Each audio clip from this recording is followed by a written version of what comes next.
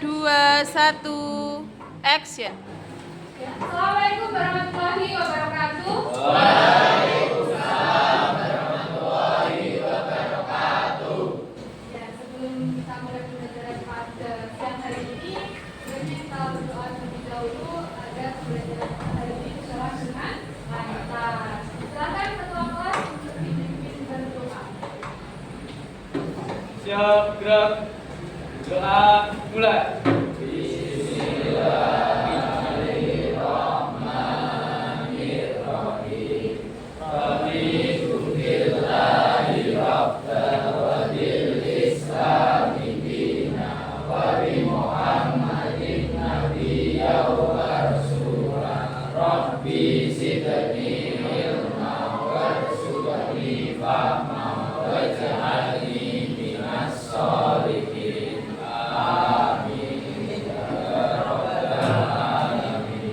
Ya, terima kasih. Oke, selanjutnya bagaimanakah kabar kalian hari ini? Sebelumnya saya akan berkata terlebih dahulu. Afan sakit. Ya, semoga lekas sembuh ya Afan. Yang kedua ini Ahmad. Ahmad. Ailsa. Ailsa izin. Azam. Amanda. Andika. Anissa. Sakit apanya? Sakit gigi. Sakit gigi. Doakan ya, semoga yang sakit gigi kemudian Aulia. Azufar. Lima. Darman. Dewa. Dewi. Dwi. Dwi Chandra. Eriko. Fajar. Ferry. Lorenza. Farah. Husnul. Yadinata. Kesya. Afrin. Masud. Abdil. Siva Riki. Hadir, Bu. Nadifa. Hadir. Nanda. Nur Agustina. Ramasya. Raya Hadika. Renita. Revanka. Revi. Siva. Oke, ada tetewa di sini lagi. Renaldi. Arni. Terakhir Dinda. Nah, berarti hari ini yang tidak hadir berapa? 5. Ya. Ya, 5. Oke. Nah, selanjutnya untuk menambah semangat, untuk menambah cinta karena air, rasa nasionalisme kalian, marilah kita menyanyikan lagu nasional, yaitu dari Sabang sampai Merauke.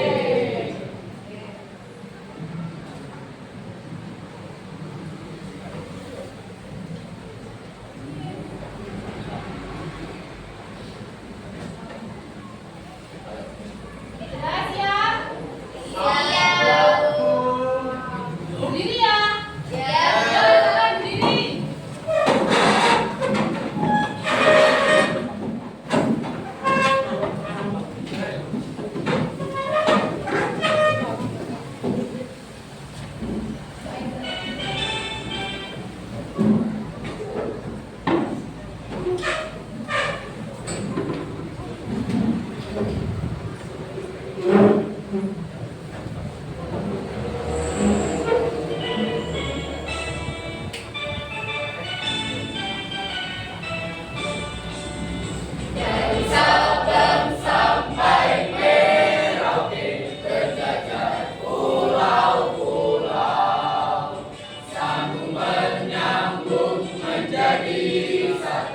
Itulah Indonesia.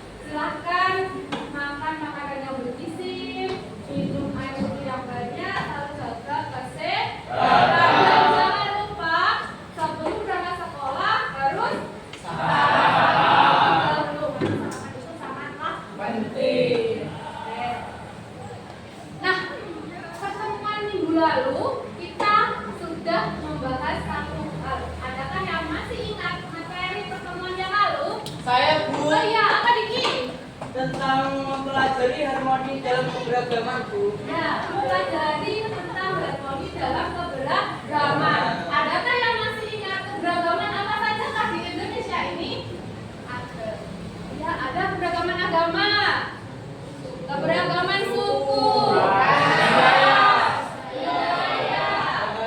bahasa, adat istiadat, kulinernya. Ada lagi yang lain? Musik tradisional. Musik tradisional. Dan musik yang ada tarian. Oke ya. Jadi keberagaman dalam masyarakat Indonesia itu kita dapat klasifikasikan menjadi tiga. Yang pertama, keberagaman sosial budaya dalam masyarakat. Yang sudah kalian sebutkan tadi, di dalam keberagaman ini ada perbedaan golongan, suku, agama, ras, dan juga perbedaan budaya. Kita sangat kaya keberagaman hal ini. Contohnya di Jawa, ada budaya Jawa kan? Nah, di Pulau juga ada budayanya sendiri. Nah, selanjutnya yang kedua mengenai keberagaman ekonomi. Nah, keberagaman ekonomi ini dipengaruhi oleh apa ya, anak-anak? Kondisi geografis. Nah, yang menyebabkan masyarakat Indonesia ada yang tinggal di daerah pedesaan dan Nah, bagi masyarakat yang tinggal di daerah pedesaan itu biasanya mata pencahariannya apa? Petani, Nelayan. kebun, ternak, dan lain sebagainya. Jadi mereka mengolah bahan milik pribadi. Penghasilannya dari situ. Inilah orang-orang yang ada di daerah pedesaan. Sedangkan masyarakat yang tinggal di daerah perkotaan itu biasanya memilih pekerjaan yang sesuai dengan pendidikan.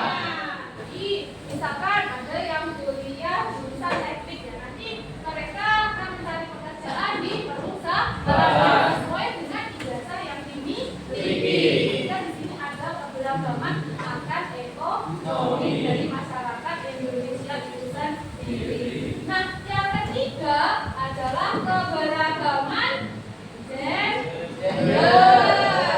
Nah, apa itu keberagaman gender? Kalau gender itu apa? Islamin. Nah, itu ada Islamin. Ada laki-laki dan juga ada perempuan. Di sini biasanya dibedakan mengenai tanggung jawab yang dilaksanakan. Jadi mana yang pantas dilakukan oleh laki-laki dan mana yang pantas dilakukan oleh perempuan. Lalu apakah materi yang sudah kita pelajari tadi di pelajaran sebelumnya itu ada kaitannya dengan pelajaran kali ini? Tentunya ada. Nanti masih ada kaitannya dengan apa yang kita pelajari di pembelajaran sebelumnya. Oleh karena itu, ini saya akan tampilkan sebuah video. Silahkan disimak videonya.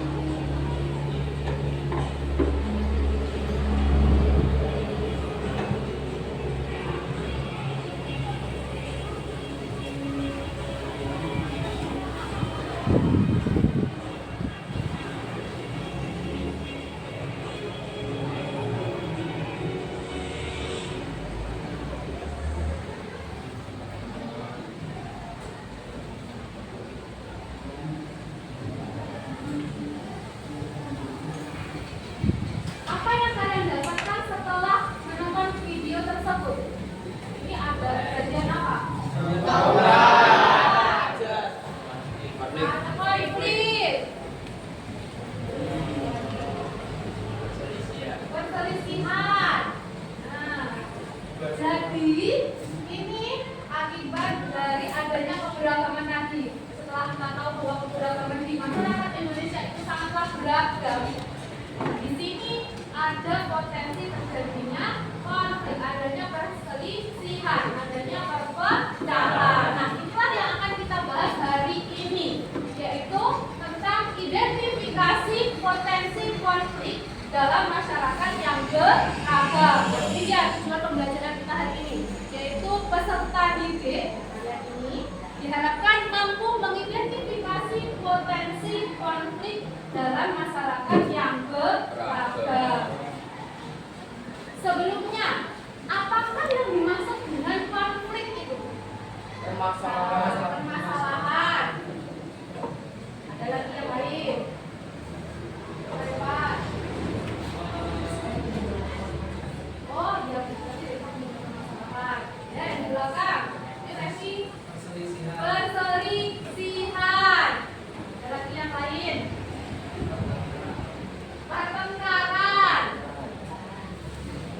Apa lagi? Perpecahan.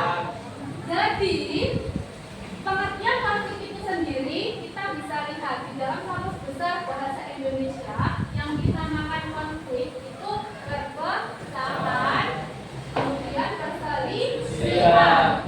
Nah, inilah yang dimaksud dengan konflik. Apakah ada pengertian konflik yang lain? Ada. Di dalam undang-undang itu juga ada pengertian konflik. Undang-undang nomor berapa? Ada yang tahu? Belum. Yaitu Undang-Undang nomor 12 tahun 2012. Nah, menurut Undang-Undang nomor 12 tahun 2012 yang dinamakan konflik adalah perseteruan yang mengakibatkan apa? Ya, yang mengakibatkan perseteruan dan atau benturan fisik yang terjadi di antara dua kelompok masyarakat atau lebih yang mengakibatkan ketidakamanan dan menimbulkan disintegrasi sosial sehingga dapat menghambat stabilitas nasional dan menghambat pembangunan nasional. Itu pengertian konflik yang terdapat di dalam Undang-Undang Nomor 12 Tahun 2020. Apakah konflik ini dapat menimbulkan kerugian? Iya, tentu saja. Jadi konflik tersebut menimbulkan kerugian yang cukup besar bagi masyarakat itu sendiri. Contohnya apa? Nah, kerugiannya persaingan.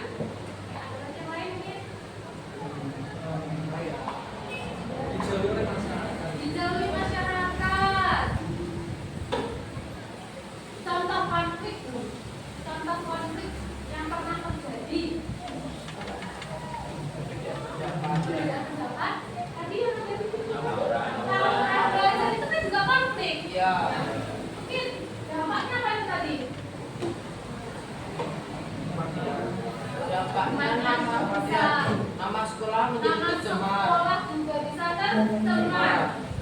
Sebenarnya konflik tersebut menimbulkan kerugian yang cukup besar. Apa saja? Bisa merupakan data benda. Seperti halnya tawuran tadi, tawuran pelajar. Mereka tawuran di jalan, ya kan? Di mana di sekitar jalan tersebut pasti ada rumah-rumah penduduk. Rumah-rumah penduduk itu penduduk mereka kan tidak tahu, tidak terlibat langsung kan? Nah, tetapi menjadi korban. Ada yang kaca rumahnya pecah, ya kan? Tidak hanya itu, tidak hanya kerusakan harta benda, melainkan juga bisa menimbulkan korban jiwa. Dengan adanya kerugian yang cukup besar akibat konflik tersebut, maka perlu dilakukan pencegahan. Salah satu upaya pencegahan yang bisa dilakukan yaitu dengan identifikasi potensi konflik dalam masyarakat yang beragam. Lalu, bagaimanakah cara identifikasi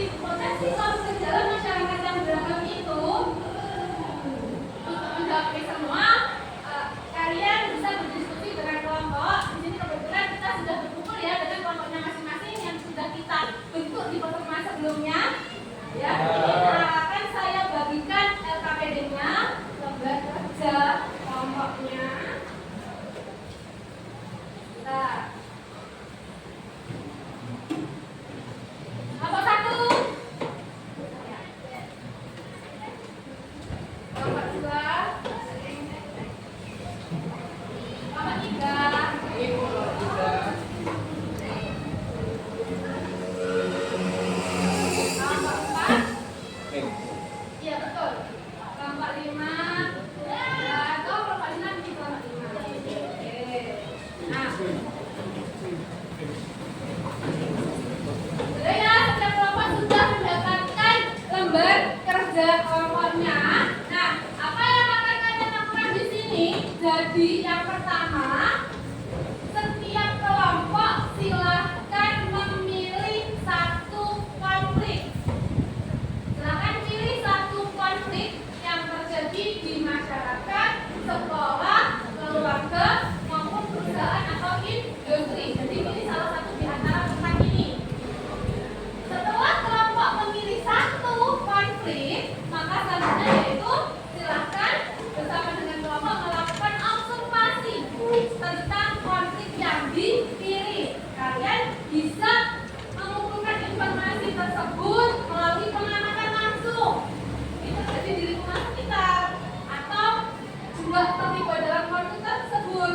Nah, ataupun kalian juga bisa melalui literatur yang relevan. Kalian bisa memakai kalian untuk mencari informasi ini. Setelah itu apa? Nah, setelah itu kalian bersama dengan kelompok silahkan menganalisis konflik yang sudah dipilih. Apa saja di dalamnya? Ada faktor penyebab konflik. Kalian menentukan faktor dari penyebab konflik itu apa. Yang kedua, pihak yang terlibat. Siapa saja yang terlibat? Apakah satu, dua orang saja atau banyak kelompok? Nanti silahkan diidentifikasi. Yang ketiga, dampaknya. Dampak konflik dari yang kalian pilih. Dan terakhir, silahkan merumuskan hambatan atau tantangan dalam menyelesaikan konflik tersebut. Setelah kalian menganalisis, hasil analisis ini nanti silahkan dikerjakan menggunakan Canva yang akan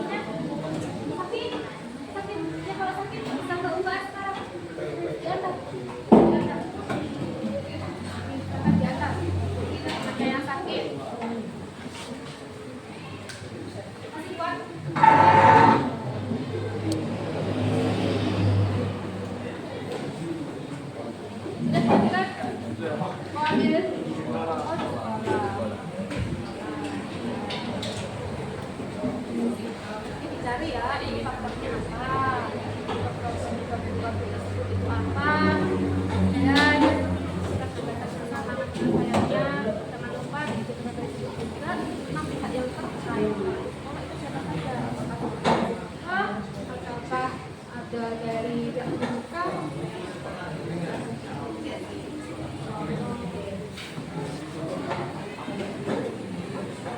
Sudah ditemukan? Ini yang mana? Oh, yang dari masyarakat. Ya, jangan lupa masyarakat. Nanti pihak-pihak yang terkaitnya siapa? Apa? Namanya apa? Dan dampaknya loh ya. Jadi dampaknya bisa.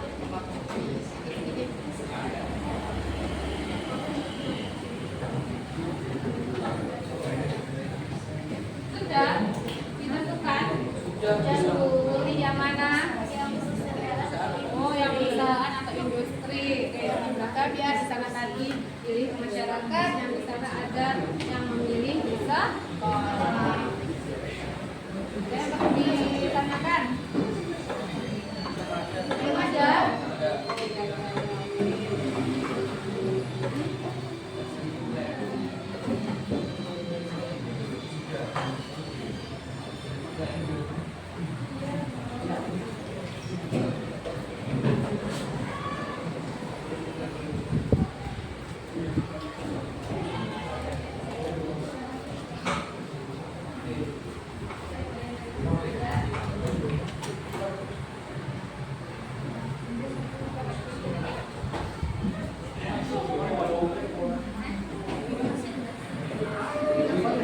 Menentukan ini yang mana ini yang dipilih pabriknya ini?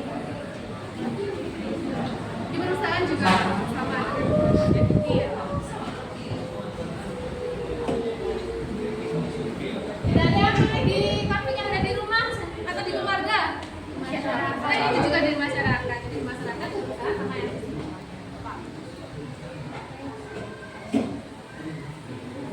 Tidak, jangan lupa diidentifikasi, dicari dari sumber-sumber yang relevan atau dari pengamatan langsung. Di masyarakat mungkin di lingkungan kalian sendiri kan?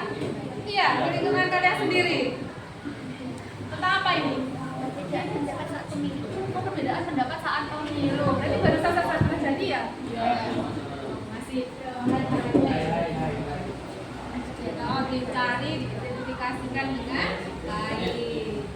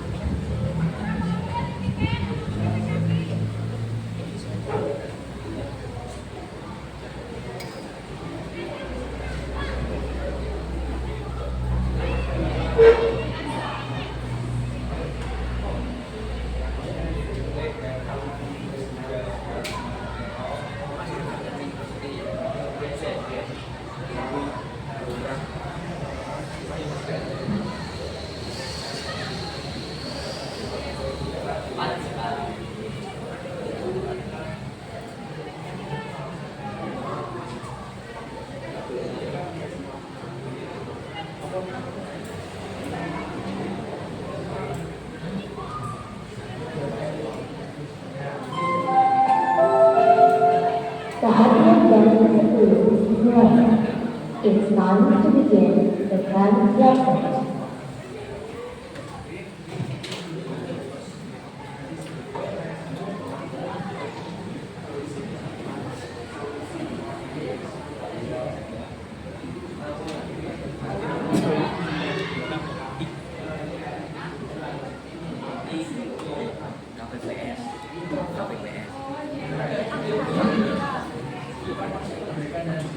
Iya,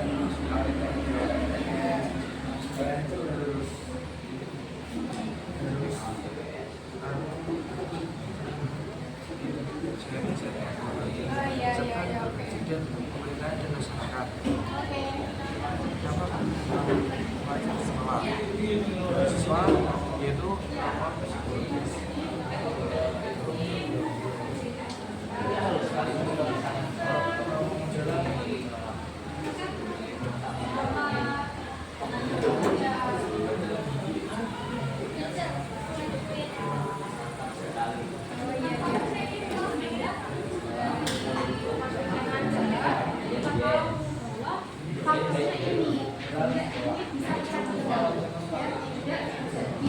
yang sama isinya identifikasi resiko dalam masyarakat.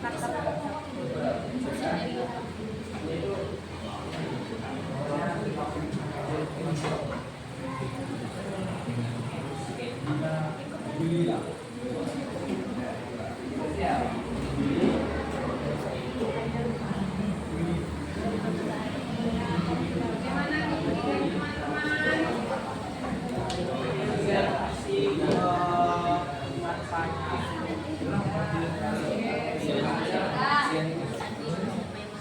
Apa ada buktikan untuk menentukan konfliknya belum ya?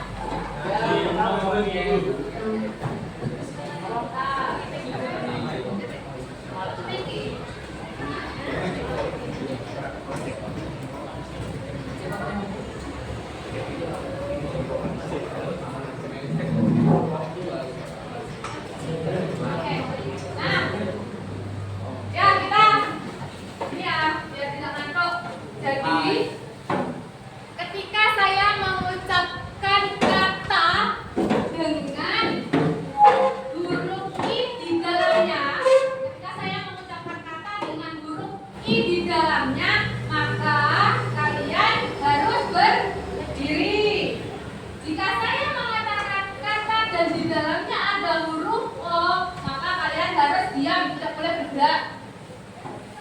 bernafas apa tidak? Nggak boleh, kalau masa bernapas nggak boleh. Kalau bernapas boleh. Tapi tidak enggak kan? Bernapas saja kan? Tujuannya saja kan? Nah, dan yang ketiga yaitu ketika saya mengatakan kata dan di dalamnya tidak ada huruf I dan O, maka kalian harus duduk. Ya, ya. Ya.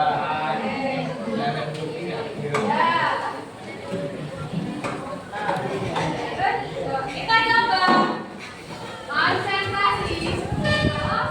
Saya mengatakan ada kata dan di dalamnya ada huruf I harus berdiri. Kalau ada huruf O harus ya.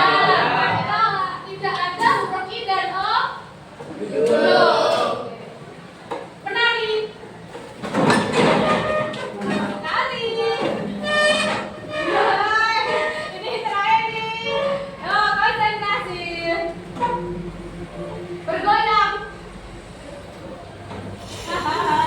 Itu dikit.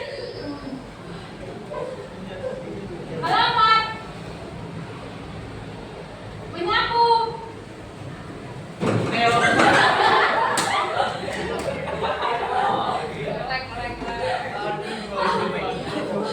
Berlari. Alamat. Mengepel. Memanjat. Menyanyi. Bernafas. Ayo, bernafas. Ini harus cepat, sekali lagi. Lompat.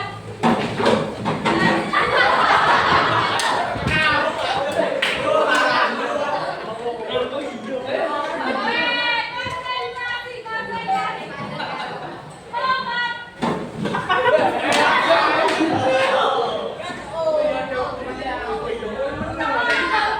Oh, bagaimana? Menari. Bergoyang.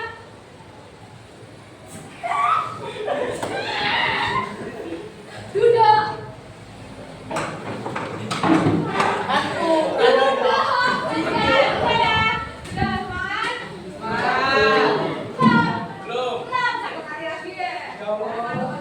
Konsentrasi.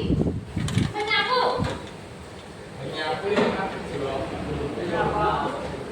Berdoa.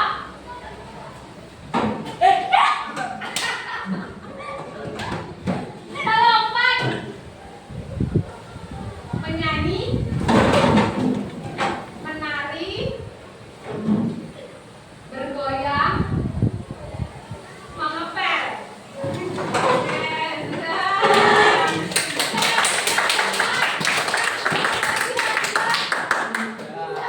Nyari ngantuk. Ngantuk tadi.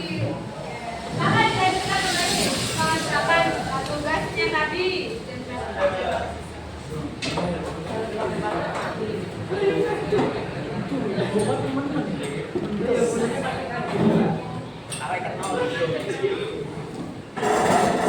Ayo jika ada yang sudah bisa dikirimkan ya melalui grup WhatsApp. Siap, Bu.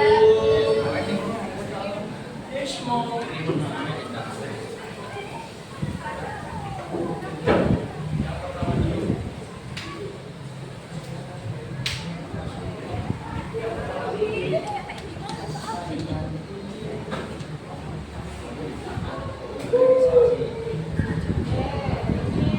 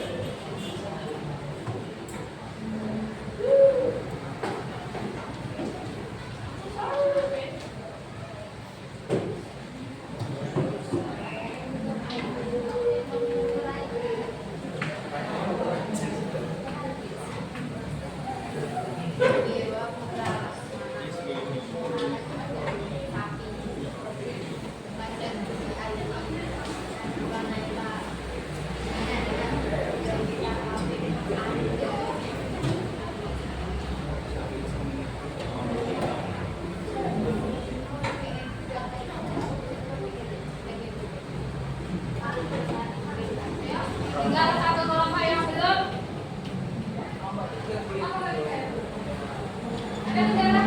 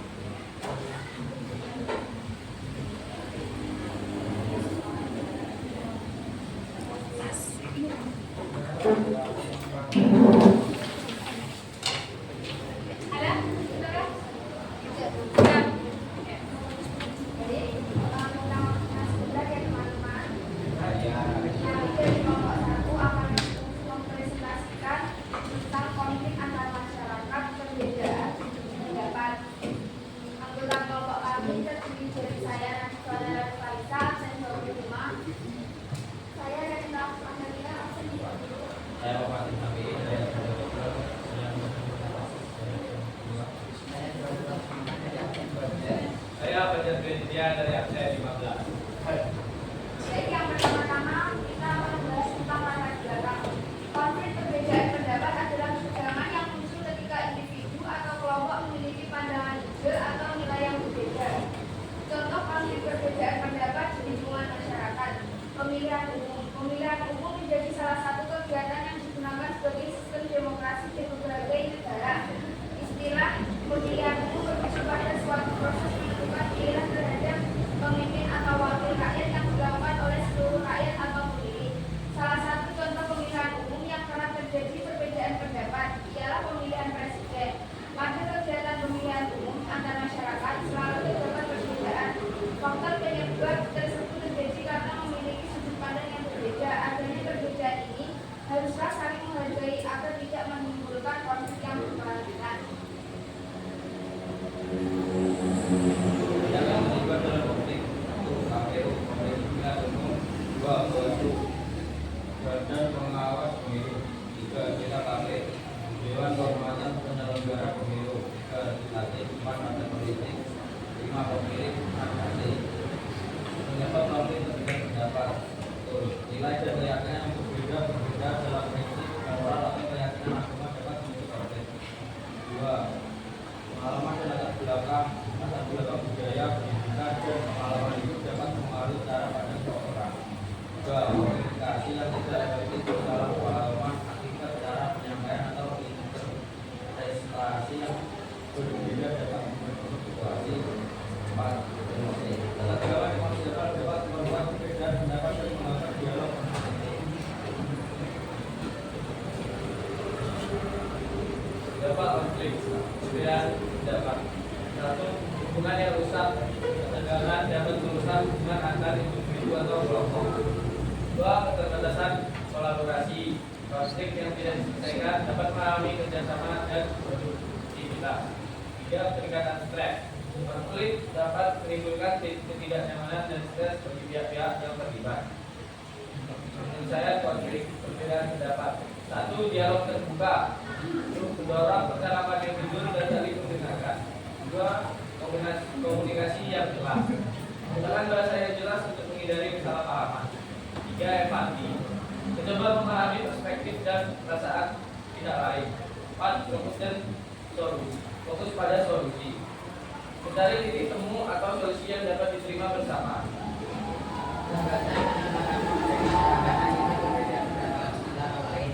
Satu, komunikasi yang buruk, kurangnya dialog yang konstruktif dapat memperburuk kesalahpahaman. 2. Stereotip dan prasangka pendapat yang dipengaruhi oleh stereotip dapat menghalangi pemahaman toleransi.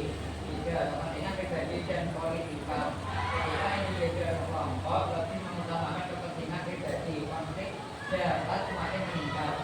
4. Media sosial. Informasi yang tidak akurat atau provokatif di media sosial bisa memperburuk situasi. 5. Kurangnya pendidikan. Rendahnya pemahaman tentang cara penyelesaian konflik secara damai dapat memperpanjang ketegangan.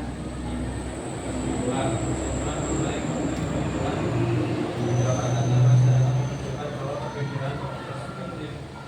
Disebabkan oleh latar belakang budaya, pengalaman, dan nilai-nilai yang berbeda.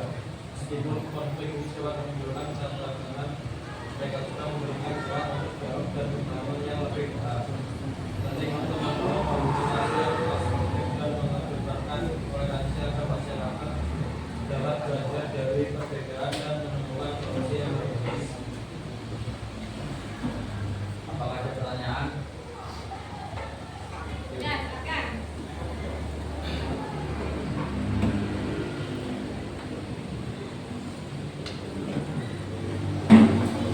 Saya ada pakar polisi dari kelompok 4. Dari fakta dari kelompok 4.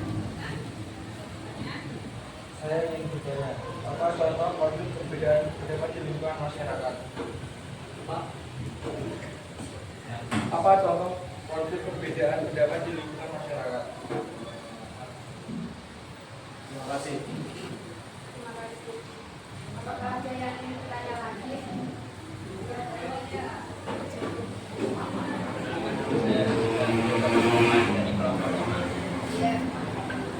Pertanyaan saya, jika konflik bagaimana cara menyelesaikan konflik tersebut.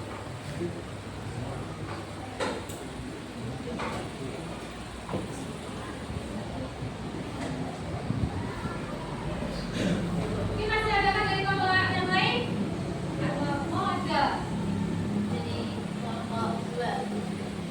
Saya ingin bertanya, apa dampak dari perbedaan pendapat tersebut? Apa dampak? Dan apa penyebab dari perbedaan pendapat tersebut?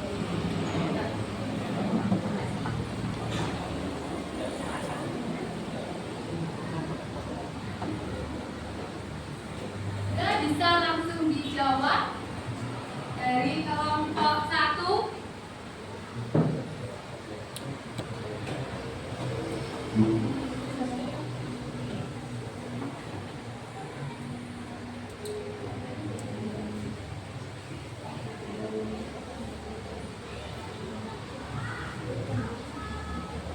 Saya akan menjawab pertanyaan dari apa penyebab dampak perbedaan pendapat tersebut? Dampak konflik perbedaan pendapat hubungan yang rusak, jangan dapat merusak hubungan antar individu atau kelompok, keterbatasan kolaborasi, konflik yang tidak diselesaikan dapat menghalangi kerjasama dan produktivitas, peningkatan stres, konflik dapat menimbulkan ketidaknyamanan oleh stres dan stres bagi pihak-pihak yang terlibat. Tadi jawaban bisa pertanyaan sudah bisa terima. Nah, ini ada jawaban lagi.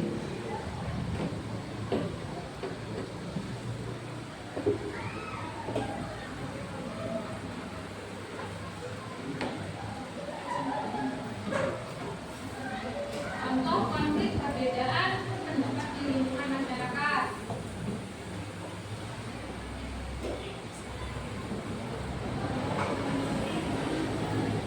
Ayo, silakan.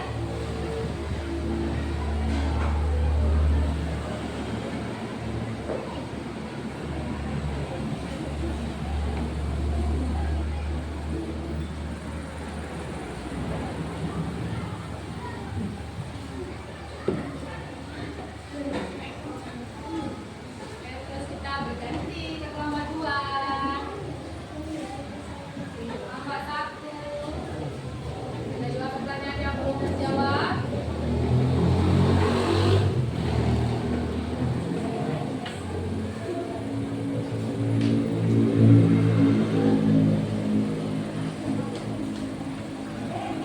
Saya akan menjawab pertanyaan juga dari kelompok 5. Jika konflik di masyarakat terjadi, bagaimana cara menyelesaikan konflik tersebut? Penyelesaian konflik perbedaan pendapat. 1. Dialog terbuka, mendorong percakapan yang jujur dan saling mendengarkan. 2. Komunikasi yang jelas, menggunakan bahasa yang jelas untuk menghindari kesalahpahaman. 3. Empati, mencoba memahami perspektif dan perasaan pihak lain. 4. Proses solusi, mencari titik temu atau solusi yang dapat didukung bersama. Baik, terima kasih. Yang kelas 1, jadi itu ya penyelesaian konflik, dialog terbuka, komunikasi jelas, empati dan fokus pada solusi.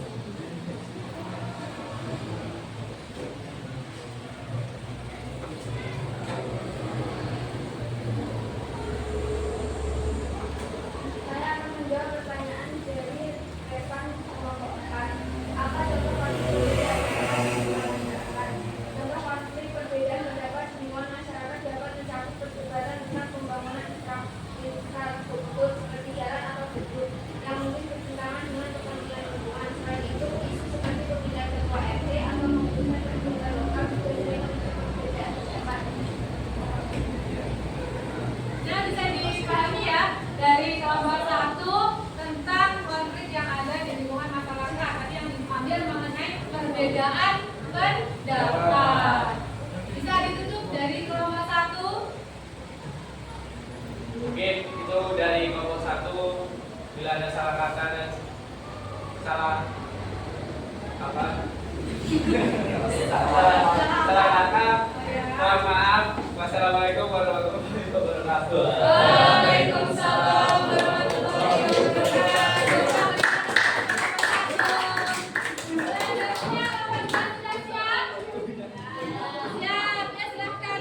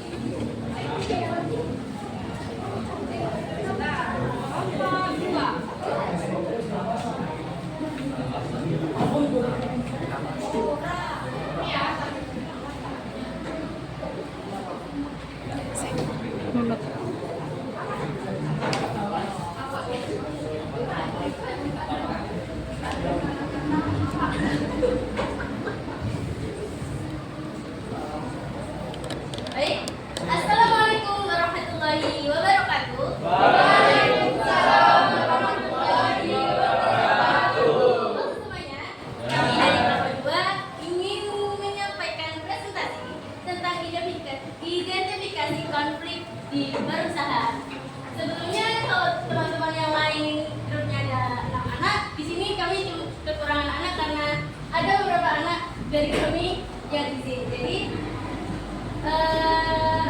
anggota kami ada Avan Prasetyo dari absen 1 dan Kesha Aulian Nur Aziza absen 20 dan saya sendiri bernama Syifa Panudaid dari absen 35.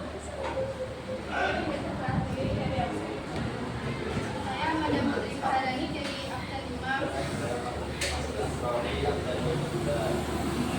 Kami akan memulai presentasi ini tentang senioritas di perusahaan.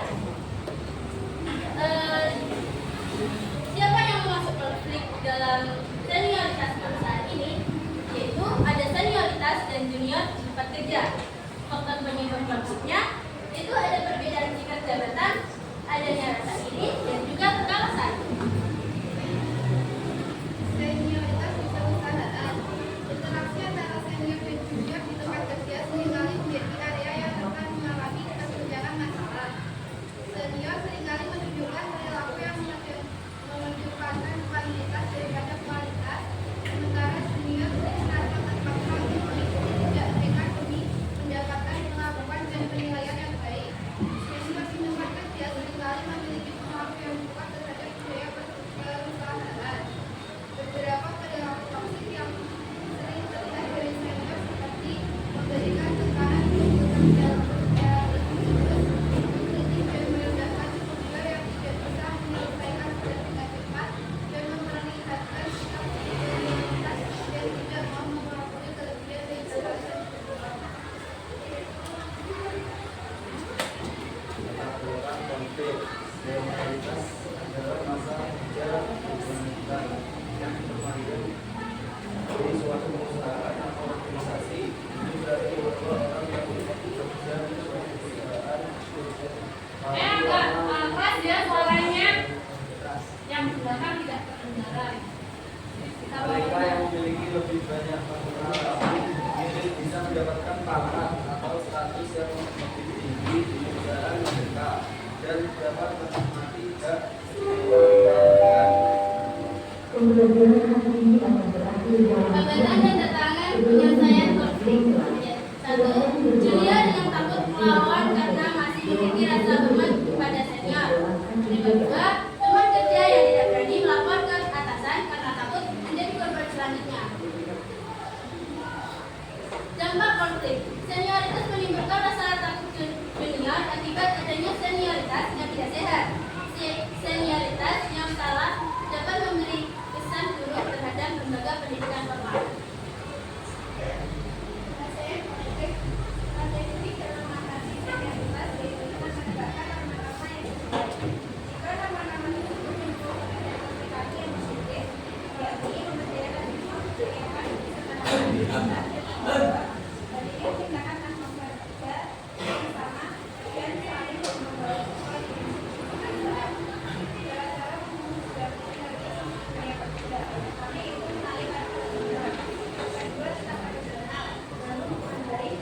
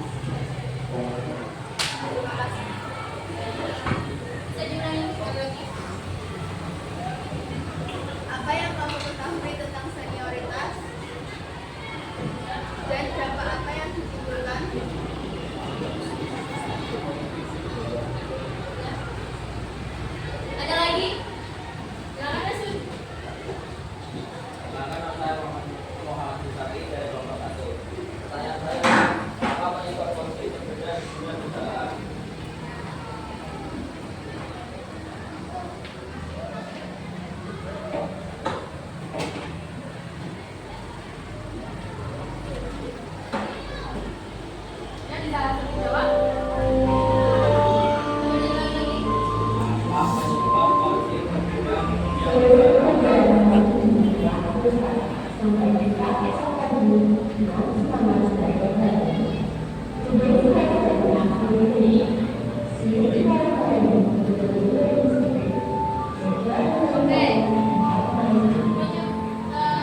ingin menjawab dari April secara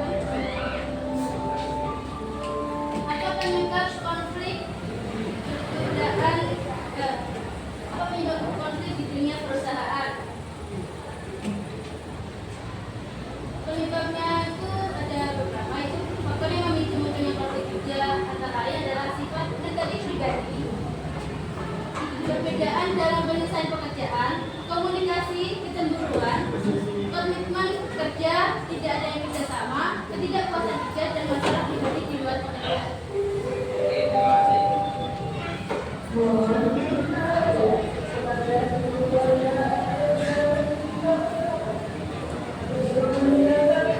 Ya, kita bisa dijawab.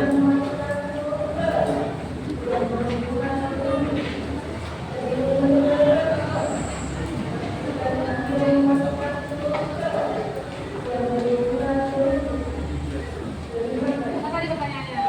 Pertanyaan adalah Apa yang kamu ketahui tentang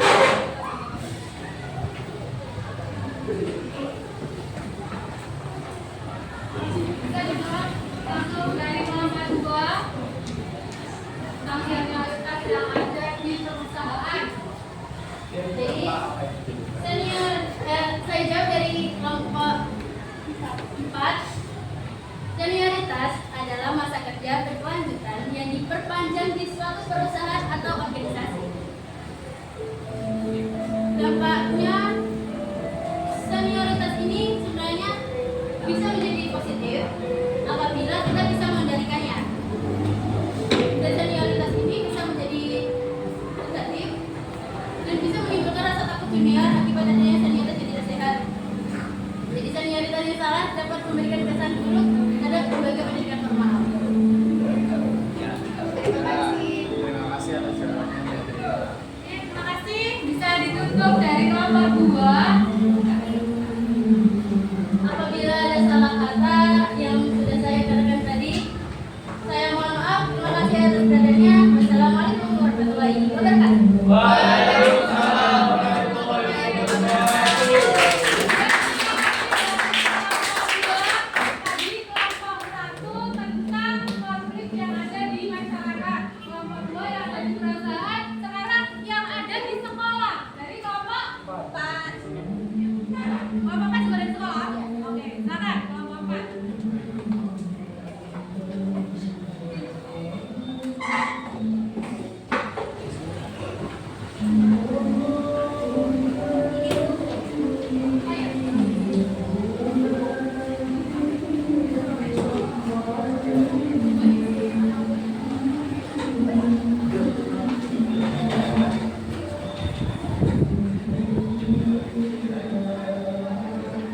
Assalamualaikum warahmatullahi wabarakatuh. Kami di sini dari kelompok 4 ingin mempresentasikan tentang konflik antar pelajar yang ada di sekolah. Perkenalkan, nama saya Aulia Nurasizah dari absen 8. Perkenalkan, nama saya Nadia ini dari absen 26. Perkenalkan, nama saya Rifada dari absen 20. Perkenalkan, saya Heri Pejuari dari absen 14. Perkenalkan, nama saya Kaden Diansyah dari absen 16.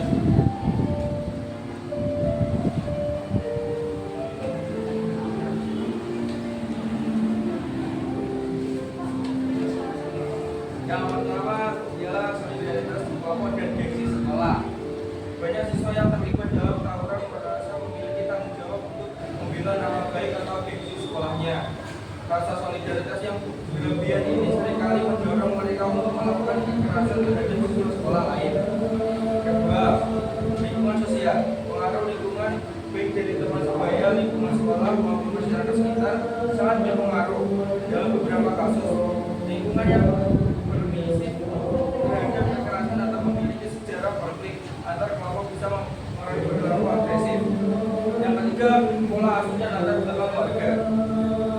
Siswa yang berasal dari keluarga dengan pola asuh yang keras atau kurang perhatian seringkali lebih mudah terlibat dalam tindakan kekerasan. Mereka mungkin merasa perlu menyalurkan frustasi atau emosi negatif melalui cara yang destruktif. Keempat, pengaruh senioritas dan tradisi. Di beberapa sekolah ada tradisi atau budaya yang diwariskan dari generasi ke generasi mengenai tawuran. Senior seringkali mendorong atau bahkan mengharuskan junior untuk ikut serta dalam tawuran sebagai bentuk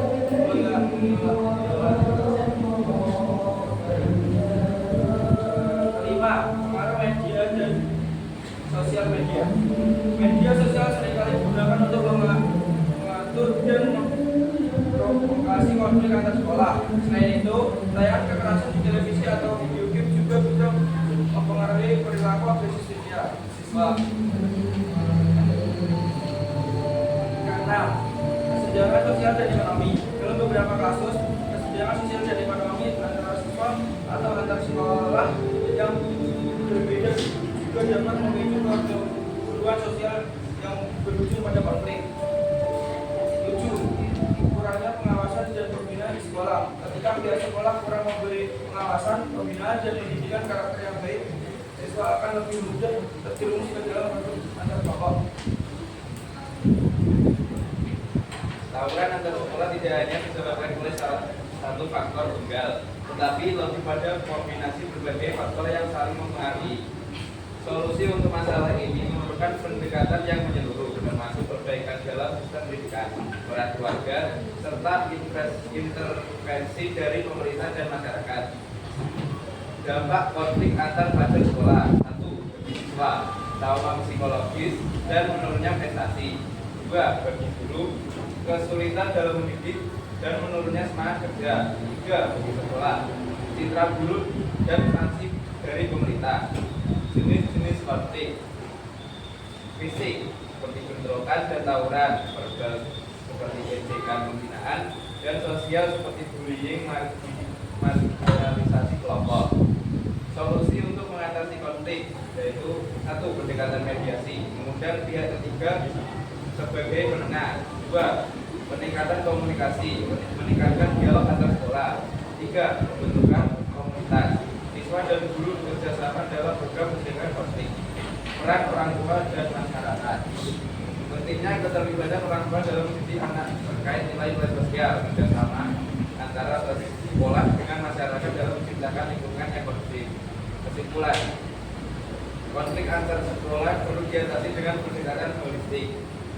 Semua pihak harus berperan aktif dalam mencegah dan menyelesaikan konflik. Sekian dari presentasi kami.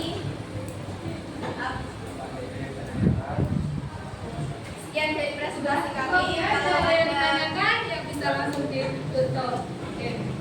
Kalau ada salah kata kami mohon maaf. Wassalamualaikum warahmatullahi wabarakatuh. Waalaikumsalam warahmatullahi wabarakatuh.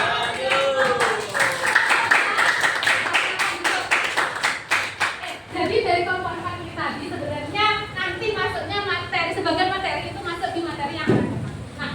Nah, kita tadi fokusnya di faktor penyebab konflik, kemudian dampak nyata, lalu pihak yang terkait dan hambatan dalam menyelesaikan konflik tersebut. Nah, setelah kalian berdiskusi, sudah berpresentasi tadi, sudah disampaikan beberapa informasi dari kelompok masing-masing, kesimpulan apa yang bisa kalian ambil? Kesimpulan apa yang bisa kalian ambil? Zaman sudah terpengaruh terhadap media sosial. Jangan cepat terbawa emosi. Lalu identifikasi konflik ini yang kalian lakukan tadi, yang dimaksud dengan identifikasi potensi konflik dalam masalah dan beragam itu apa berarti? Kesimpulannya? Kesimpulannya yaitu suatu proses untuk mengenal adanya perbedaan yang terjadi di dalam masyarakat. Karena dengan kita mengenal adanya perbedaan tersebut, maka kita nanti bisa mengatasi atau meminimalisir terjadinya konflik. Kemudian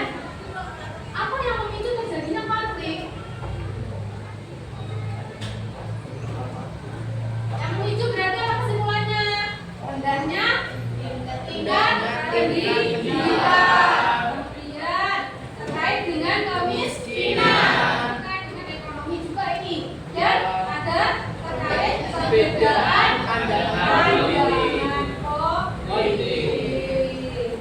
Ada pun alasan kenapa kok perlu diadakan identifikasi potensi konflik dalam masyarakat yang beragam. Alasannya apa? Dari kesimpulannya di sini, memetakan potensi konflik yang muncul dalam masyarakat sebagai upaya mitigasi konflik dan bagaimana kita bisa berbaur di lingkungan yang lebih luas.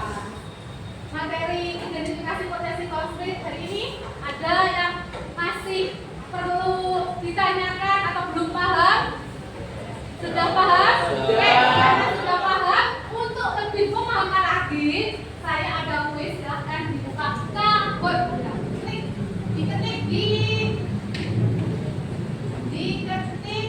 di Google.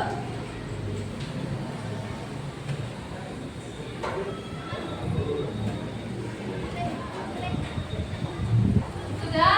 Kahoot ya. Ya. Kahoot. Kahoot. K-A-H-O-O-T. Join group, join game. Silakan. Ini melihat seberapa pemahaman kalian dalam materi identifikasi potensi konflik dalam masyarakat yang beragam. Ayo main, silakan bergabung. Ini dia gamenya, silakan dimasukkan. Ada Nanda.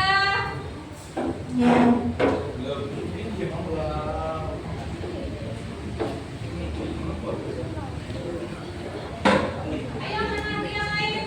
Eriko. Ada Iriadinata.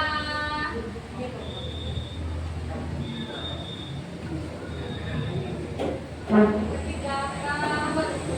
Grupnya di sana Bapak Elsa Bapak sudah bisa.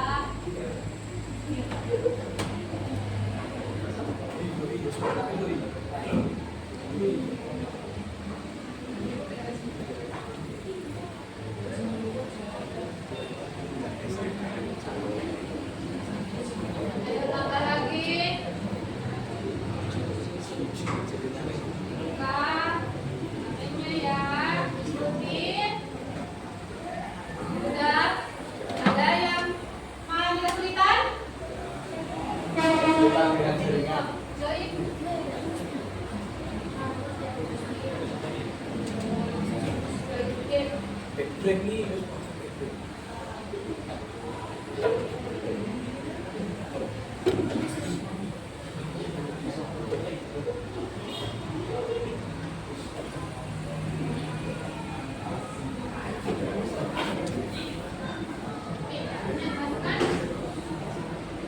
Sudah siap?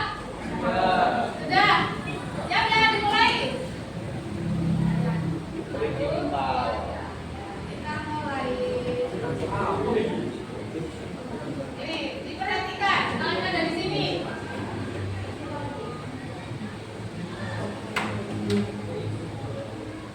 Ya, pertanyaannya diperhatikan, jawabannya ini. Pilih jawaban yang mana ini yang benar.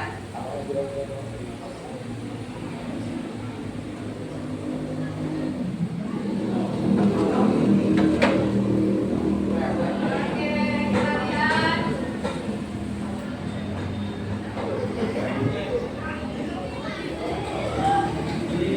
Ya, ada. Bertepukan. Kita bersatu. Selanjutnya, perhatikan baik-baik.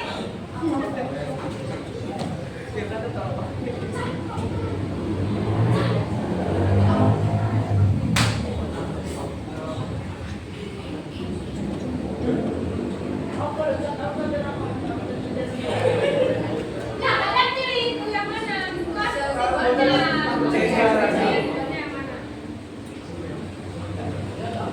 Oke, ada siapa di sini? Pak, naik. Tetap Aulia sebagai pemegang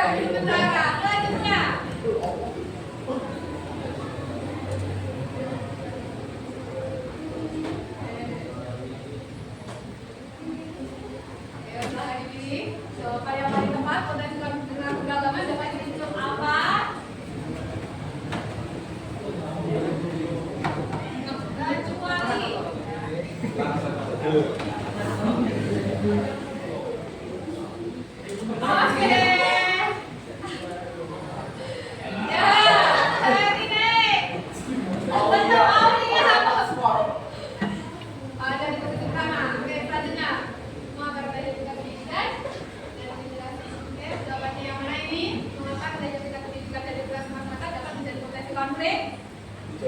Mana yang paling tepat?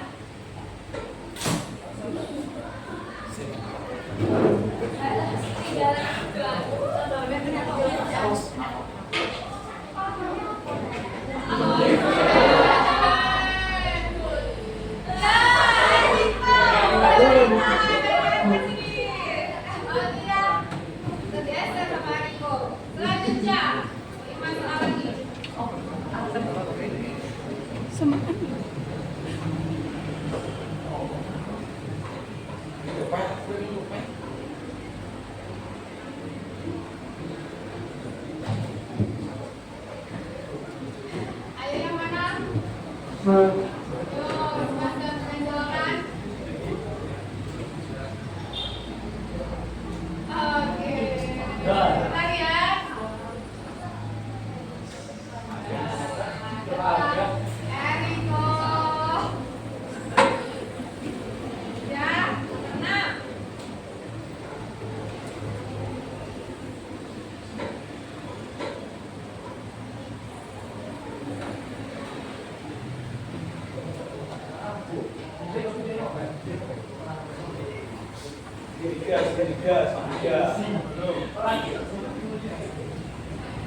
Oke, banyak yang betul ya ini. Kita lihat masih Eriko. Soal nomor 7. Apa yang menjadi penyebab konflik dalam masyarakat?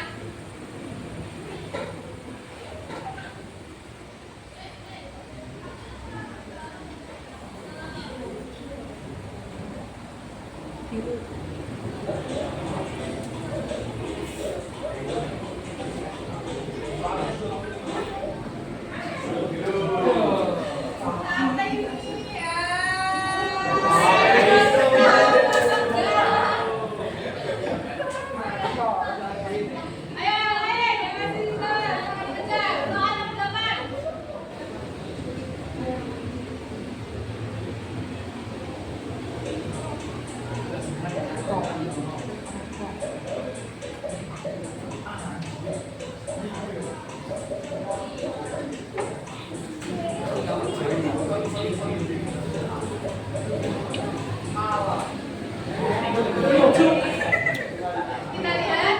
Ya,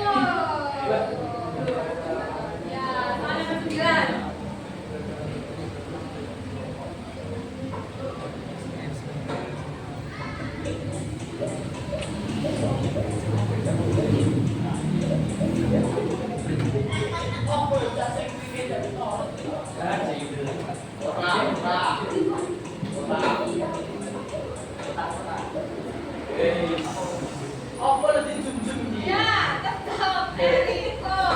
Soal terakhir. Tak supaya sangat mengenal ketinggalan.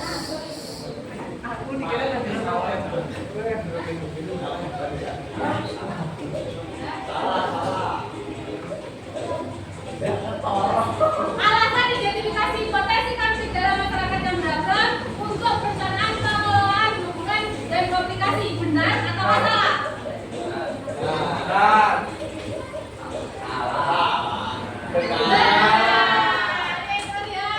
Siapakah di sini yang Eriko? Ada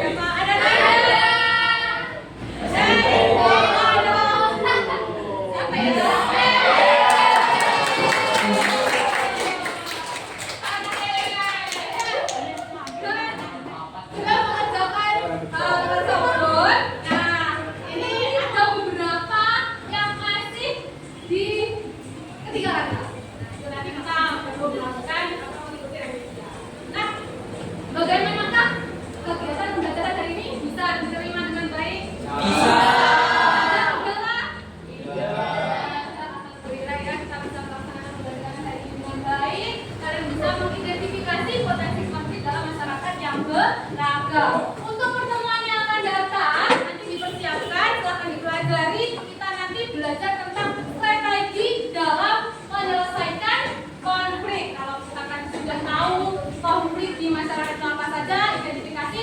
Nah, di pertemuan yang datang, kita mencari tahu, kita belajar tentang strategi dalam menyelesaikan konflik. Gitu. Oke, pembelajaran hari ini sudah selesai. Kalian bisa bersiap-siap untuk pulang. Sebelum pulang, seperti biasa, nanti silahkan berdoa terlebih dahulu.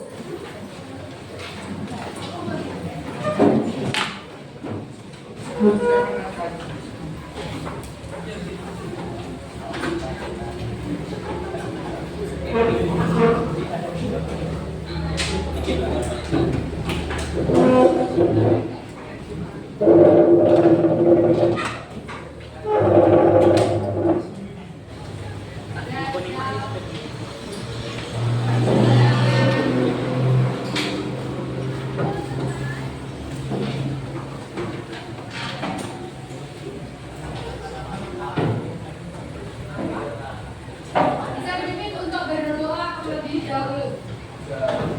Siap, gerak. Berdoa mulai. Bismillah.